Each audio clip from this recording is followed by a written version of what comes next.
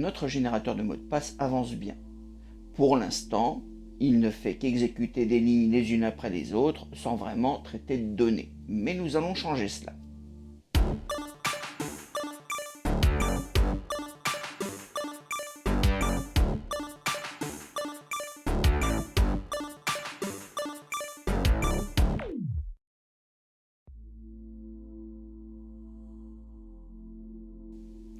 Afin de traiter de vraies données, nous avons besoin de logique.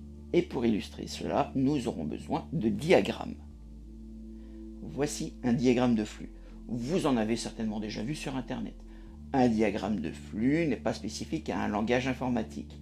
Ça peut être pour n'importe quoi, ça définit juste une logique qui est transposable à un programme. Dans un diagramme, nous avons un point de départ, un ou plusieurs points d'arrivée, des instructions et ce qui va nous intéresser ici, des conditions. Une condition s'exprime comme ceci. Si la condition est vraie, alors exécutez les instructions A. Si elle est fausse, exécutez les instructions B. Revenons en Java. Pour résoudre une condition, nous devons savoir si elle est vraie ou fausse. Pour stocker une variable vraie ou fausse, nous avons un type primitif, le booléen. Le booléen peut donc prendre deux valeurs, true ou false. Maintenant, il faut savoir quelle est la valeur à donner, et c'est ici qu'interviennent les opérations logiques. Une opération logique, c'est avant tout comparer des valeurs. Est plus petit, est plus grand, est égal, est différent, etc., etc. Mais on peut aussi combiner les opérations logiques avec des opérateurs comme et, ou, non, etc., etc. Nous verrons cela en modifiant le code de l'exercice précédent. Lorsqu'on veut générer un mot de passe, il faut connaître le nombre de caractères qui vont composer le mot de passe. Nous allons donc, en paramètre de la méthode generate, ajouter une variable. Il nous faut donc un type de variable désignant un nombre de caractères. Elle peut contenir 0, 1, 2, 3, mais pas 1,8 ou des choses comme ça par exemple. C'est là qu'intervient une nouvelle famille de types primitifs, les entiers. Il y a 4 types dans cette famille. Le byte, le short, l'int et le long, respectivement de 8, 16, 32 et 64 bits. Pour le moment, nous allons utiliser le int. Affichons la classe passwordGenerator. Là, nous déclarons notre variable charCount entre les parenthèses. Int charCount.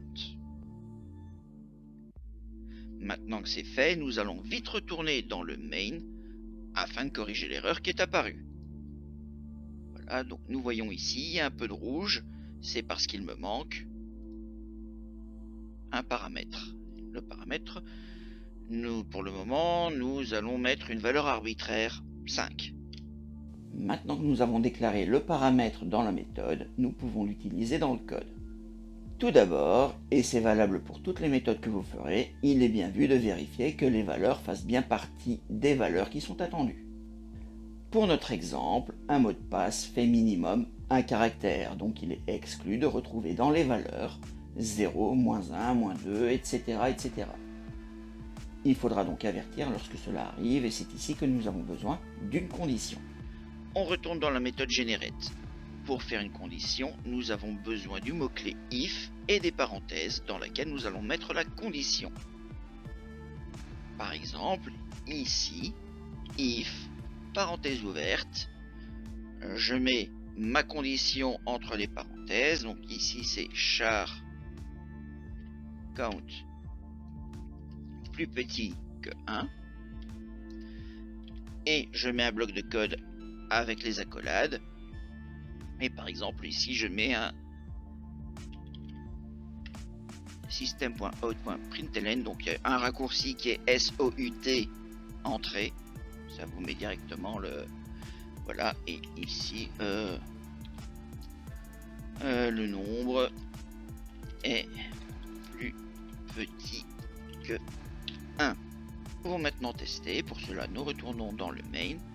Ici, eh bien, nous pouvons d'abord exécuter simplement, voir qu'on n'a rien cassé et en même temps, voilà, il n'a pas affiché le nombre est plus petit que 1.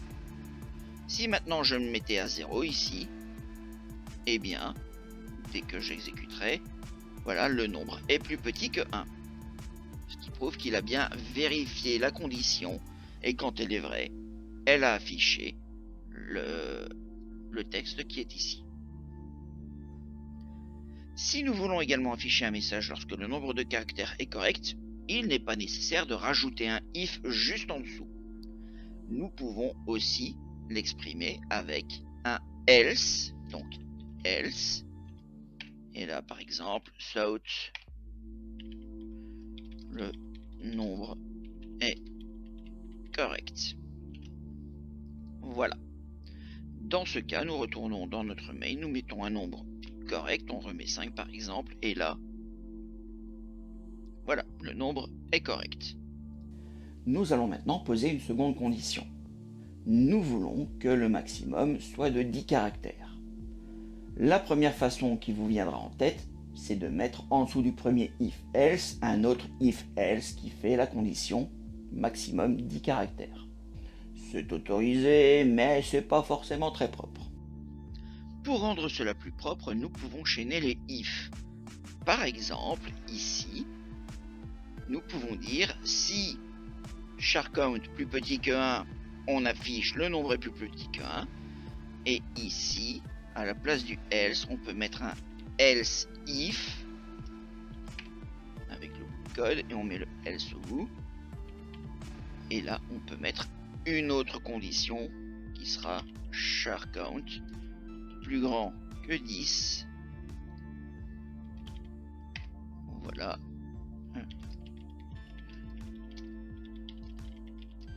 Le nombre est plus grand que 10. Dans ces cas-là, on peut de retour tester et on verra que dans le cas du 5, le nombre est correct.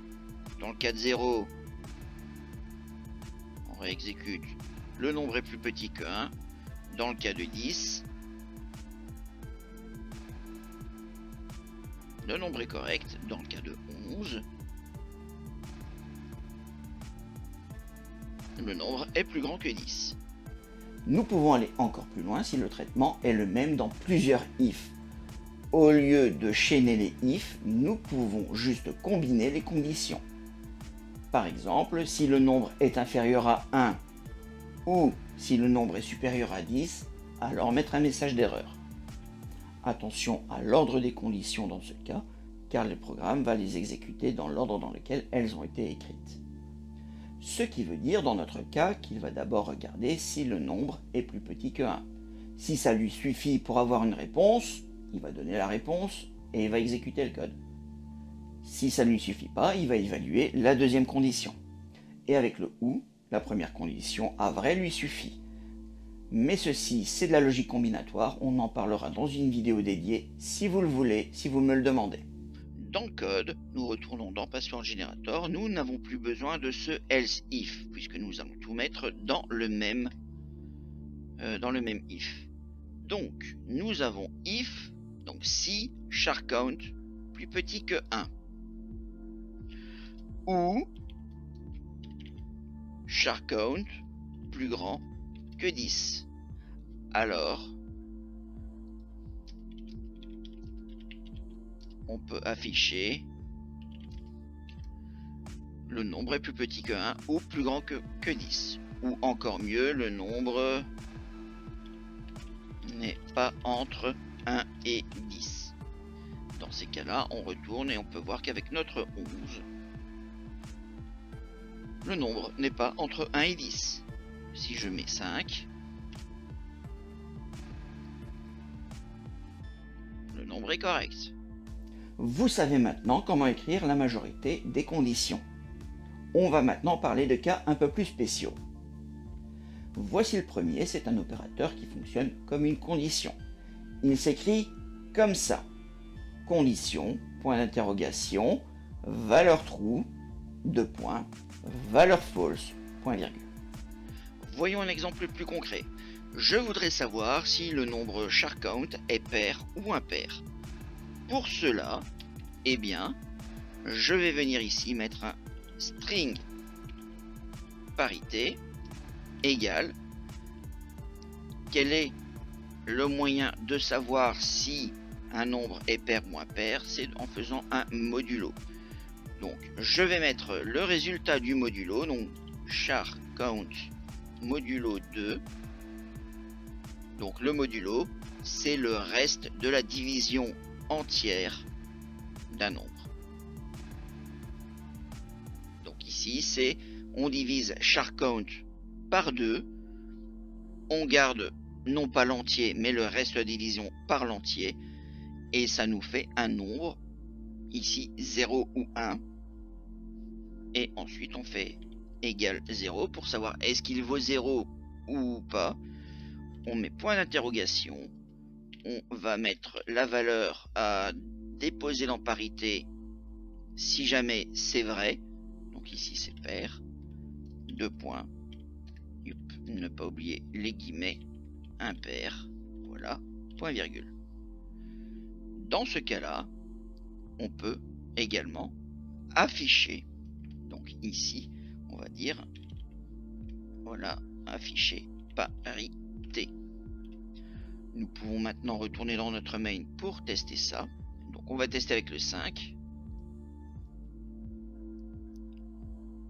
Donc il me dit 5 est bien impair, je passe à 6. Et il me dit bien 6 c'est pair. Le second cas spécial, c'est le switch. Le switch permet la comparaison égale d'une variable avec plusieurs valeurs. En gros, c'est une simplification du if, else if, etc. lorsqu'on utilise toujours la même variable avec l'égalité. Imaginons, if variable égale 1, alors faire un traitement, if variable égale 2, faire un traitement, etc. etc. Ça s'écrit comme ceci. Traduction, selon la variable que j'ai mis entre parenthèses, si le cas est par exemple 1, alors faire le traitement 1. Si le cas est 2, faire le traitement 2, etc. etc. Le default, c'est pour tous les cas auxquels nous n'aurions pas pensé ou qui n'ont pas besoin de traitement particulier. Attention, la variable doit être forcément un type primitif. Mais depuis Java 7, nous autorisons aussi les strings. Un petit exemple pratique pour le switch, c'est par exemple ici, donc switch, toujours avec notre variable charCount. Voilà, et nous mettons par exemple case 1, 2 points, et so, voilà, alors tu as choisi le 1, c'est un petit nombre, voilà, case 2, 2 points, vous voyez que quand je mets les 2 points, il aligne bien pour montrer que ça fait partie du même switch. Alors je vais pas mettre 2, mais je vais mettre 9 par exemple. South, oui bien sûr, tu as choisi le 9, c'est presque le max. Voilà. Nous allons mettre également un default. Et dans default, nous allons mettre par exemple un sysout. Donc un system.out et tu as choisi un nombre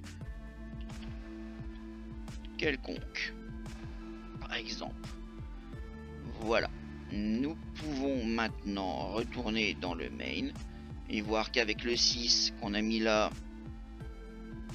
tu as choisi un nombre quelconque. Je mets 1. Et là, ah, tu as choisi le 1, c'est un petit nombre. Tu as choisi le 9, c'est presque le max. Tu as choisi un nombre quelconque. Il manque encore quelque chose, donc pour bien comprendre, quand on fait le case 1, il fait tout jusqu'à arriver à la fin du bloc. Donc il ignore le case 9, la ligne case 9, mais il fait quand même le sysout, system.out qui est en dessous. il ignore le default, mais il fait le system.out qui est en dessous, parce que ça fait partie du même bloc. Pour éviter ça, on va rajouter un mot-clé particulier qui est le break. Point virgule. Le break, ça veut dire tu termines ce bloc de code et tu passes à la suite. Donc ici, si on met 1, on va arriver sur le system.out et puis il va arriver sur le break et le break va dire bah, tu arrêtes ce bloc de code et tu continues juste derrière, donc ici. Voilà, ici.